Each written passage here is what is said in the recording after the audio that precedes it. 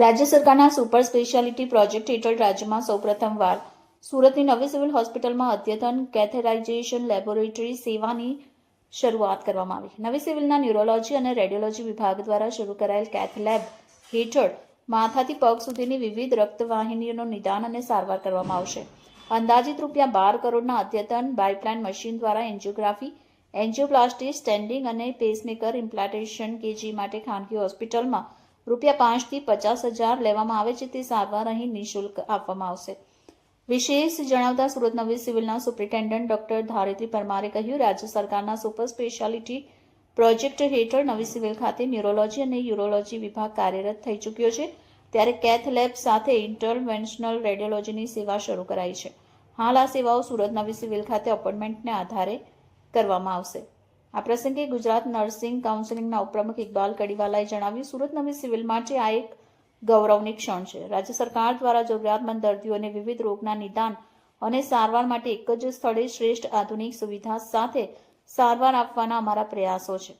નવી સિવિલ ખાતે કેથ લેબનો પ્રારંભ વખતે RMO doctor Ketan Nayak, intervention neurologist doctor Prayag Makwana, radiology વિભાગના doctor Purvi Desai, interventional radiologist doctor Hiren Rathod, nursing superintendent Niraja Patel, વિવિધ ટેકનિશિયન સહિતની સમગ્ર ટીમ અને મેડિકલ સ્ટાફ ઉપસ્થિત રહ્યા હતા.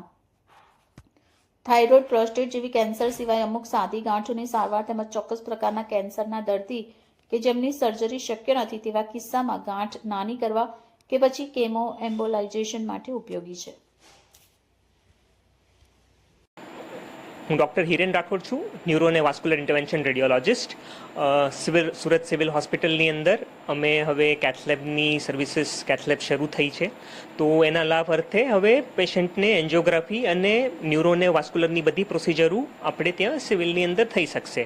પ્રોસિજર્સની અંદર વાત કરીએ તો પગથી લઈને માથાની બધી પ્રોસિજરો ઇન્ક્લુડ થાય છે. એન્ડોવાસ્ક્યુલર, જેમાં મોટાભાગે હિપેટોબિલિયરી પ્રોસિજર્સ હોય છે, અમુક પેરિફરલ વાસ્ક્યુલર પ્રોસિજર્સ હોય છે, જેમ કે એન્જિયોપ્લાસ્ટી થઈ ગયું, સ્ટેન્ટિંગ થઈ ગયું, પગની નસું બંધ પડતી હોય, દબાઈ ગઈ હોય તો એની એન્જિયોપ્લાસ્ટી, સ્ટેન્ટિંગ થઈ ગઈ.